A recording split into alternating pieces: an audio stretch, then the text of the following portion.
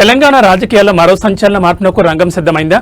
గత 4 ఏళ్లుగా ఎదుర్కొంటున్న న్యాయపరమైన చిక్కుల నుంచి విముక్తి పొందిన తర్వాత కల్వకుంట్ల కవిత తన తదుపరి కార్యాచరణను ప్రకటించారు. తిరుమల వెంకటేశ్వర స్వామి వారి ఆశీస్సులతో తనపై ఉన్న మరకలు తొలగిపోయాయని చెప్తూనే సరికొత్త రాజకీయ ప్రయాణానికి శ్రీకారం చుట్టారు. గత 4 ఏళ్లుగా అనుభవించిన మనోవేదన వర్ణనాతీతం, కానీ చివరికి ధర్మమే గెలిచిందంటూ కవిత ఎమోషనల్ అయ్యారు. సత్యం, న్యాయం తమ వైపే ఉన్నాయని మొదటి నుంచి చెప్తున్నానని, ఇప్పుడు స్వామివారి దయతో క్లీన్ చిట్ రావడంతో తన మొక్కును చెల్లించుకోవడానికి కాలినడకన తిరుమలకు వచ్చానని ఆమె స్పష్టం చేశారు. అయితే ఈ పర్యటనలో అందరినీ ఆశ్చర్యపరిచిన విషయం ఆమె చేసిన రాజకీయ ప్రకటన. కేవలం ఆధ్యాత్మిక పర్యటనగానే కాకుండా తెలంగాణ భవిష్యత్పై తన విజన్ను ఆమె బయటపెట్టారు.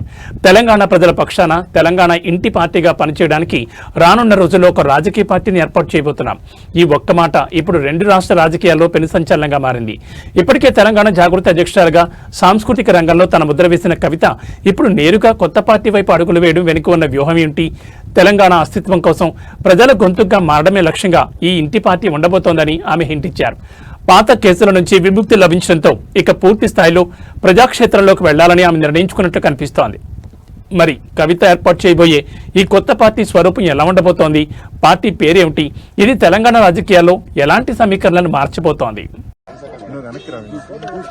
గత 4 సంవత్సరాలుగా పడుతున్నటువంటి మనోవేదన ఆ స్వామివారి దయ వల్ల మరి కంప్లీట్ గా నేను ఏదైతే చెప్తూ వచ్చాను, సత్యం నా వైపు ఉంది, న్యాయం నా వైపు ఉంది, భగవంతుడు నా వైపు ఉన్నాడని చెప్తూ వచ్చాను.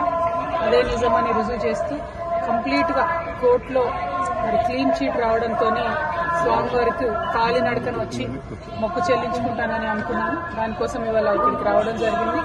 నిన్న కాలినడకన కొండకెక్కి ఈరోజు పొద్దున్నే స్వామివారి దర్శనం చేసుకోవడం జరిగింది. మరి అదేవిధంగా రాబోయే రోజులలో తెలంగాణ రాష్ట్రంలో తెలంగాణ ప్రజల పక్షాన తెలంగాణ ఇంటి పార్టీగా పనిచేయడానికి ఫ్యూచర్లో పొలిటికల్ పార్టీని కూడా పెట్టబోతా ఉన్నాము. కాబట్టి దానికి కూడా ఖచ్చితంగా స్వామివారి ఆశీస్సులు ఉంటాయి, దయ ఉండాలని చెప్పి కోరుకొని మరి వాళ్ళు దర్శనం చేసుకోవడం జరిగింది. నేను ఎప్పుడు తిరుమలకు వచ్చినా ఒకటే కోరుకుంటాను, తెలంగాణ రాష్ట్రం బాగుండాలి, తెలంగాణ ప్రజలు బాగుండాలి, ఆంధ్ర రాష్ట్రం బాగుండాలి, ఆంధ్ర ప్రజలు బాగుండాలి.